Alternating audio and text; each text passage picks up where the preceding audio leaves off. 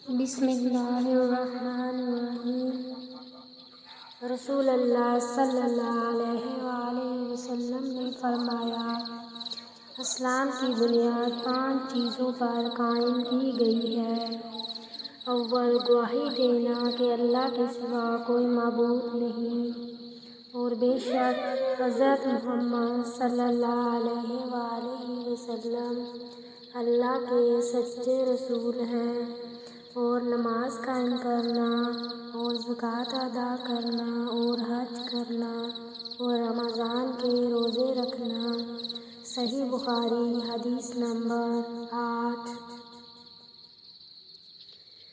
آپ صلی اللہ علیہ وآلہ وسلم نے فرمایا کہ ایمان کے 60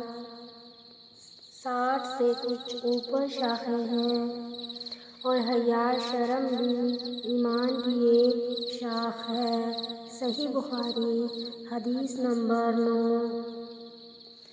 آپ صلی اللہ علیہ وآلہ وسلم نے فرمایا، مسلمان وہ ہے جس کی زبان اور ہاتھ سے مسلمان بچے رہیں، اور مہاجر وہ ہے جو ان کاموں کو چھوڑ دے جن سے اللہ نے منع فرمایا۔